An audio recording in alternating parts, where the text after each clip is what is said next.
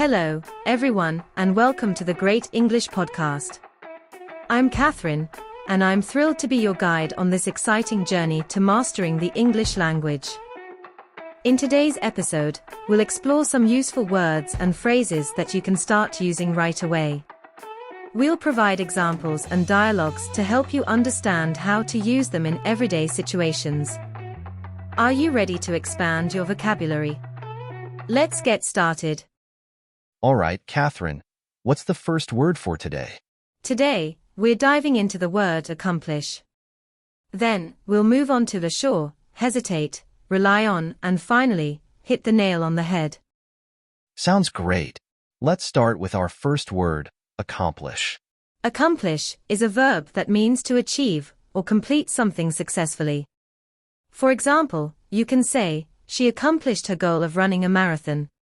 This means she successfully finished her marathon goal. Another example is, we have a lot to accomplish before the deadline. This means there are many tasks we need to complete successfully before the deadline. Exactly, Mark. Let's use accomplish in a sample dialogue. Did you accomplish all your tasks for the day? Yes, I accomplished everything on my to-do list. It feels great to be productive. That's impressive. Accomplishing all your tasks in a day is no small feat. This dialogue shows how accomplish is used to describe successfully completing tasks. Mark, have you accomplished something recently that you're proud of? Yes, I recently accomplished learning a new language. It took time and effort, but it was worth it. How about you, Catherine? I accomplished organizing a community fundraiser last month. It was a lot of work, but seeing the positive impact made it all worthwhile. That's fantastic. Remember, listeners, accomplish is all about achieving success. Use it to talk about your goals and achievements. Well said, Mark. Now, let's move on to our next word, assure. Assure is a verb that means to tell someone something positively to dispel any doubts they might have. For example, I can assure you that everything will be fine. This means I'm telling you confidently that everything will be okay. Another example is, the doctor assured the patient that the surgery was a success. This means the doctor confidently told the patient that the surgery went well. Great examples, Catherine. Let's use assure in a sample dialogue. I'm really nervous about the presentation tomorrow. Don't worry, I assure you, you'll do great. You've prepared so well.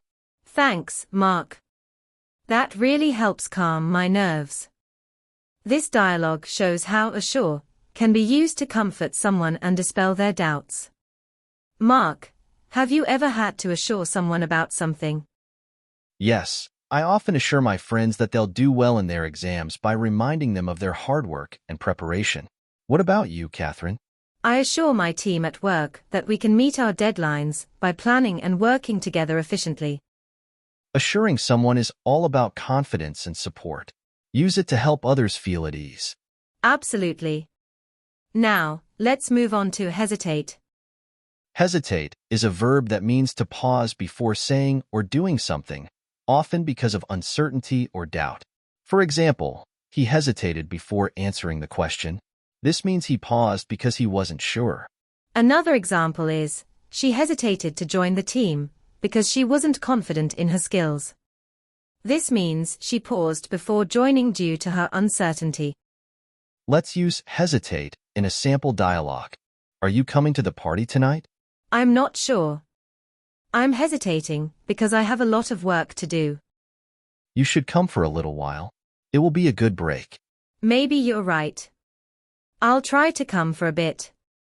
This dialogue shows how hesitate can be used to express doubt or uncertainty. Mark, have you ever hesitated before making a decision? Yes, I hesitated before taking a new job because I wasn't sure if it was the right move. What about you, Catherine? I often hesitate before trying new activities because I'm unsure if I'll enjoy them. It's natural to hesitate sometimes. It shows we're thinking carefully about our decisions. Very true, Mark. Now, let's move on to our next phrase, rely on. Rely on is a phrasal verb that means to depend on someone or something. For example, I rely on my friends for support. This means I depend on my friends to support me. Another example is, we rely on technology to stay connected. This means we depend on technology for communication. Let's use rely on in a sample dialogue. Do you rely on your phone a lot? Yes, I rely on it for almost everything, from emails to navigation. Same here. It's amazing how much we rely on technology these days. This dialogue shows how rely on is used to express dependence. Mark, who or what do you rely on the most? I rely on my family for emotional support. They're always there for me. What about you, Catherine? I rely on my planner to keep my schedule organized. It helps me stay on track.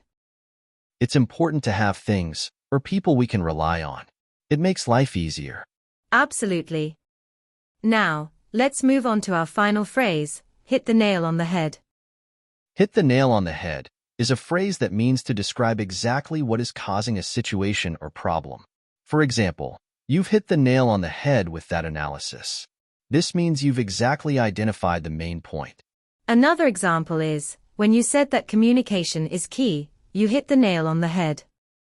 This means you exactly pointed out the essential factor. Let's use hit the nail on the head in a sample dialogue. Why do you think our project isn't progressing? I think it's because we're not communicating effectively. You've hit the nail on the head. We need to improve our communication. Agreed. Let's start by having regular team meetings.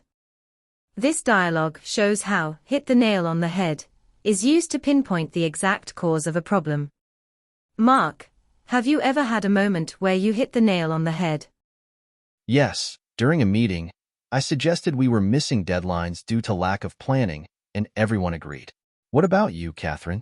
I once hit the nail on the head by suggesting we needed more training for new software, which was exactly the issue. It's great when you can identify the exact problem. It makes finding a solution much easier. Absolutely. Well, that's all for today's episode. Thanks for joining us on the Great English Podcast. We hope you found today's words and phrases helpful. Remember to practice using them in your daily conversations. Join us next time for more great tips and explanations to boost your English skills. Until then, keep practicing and stay curious. Don't forget to like this episode and subscribe to the Great English Podcast for more interesting English lessons. I request you share with your friends and family members. Goodbye, everyone. Bye. See you in the next episode.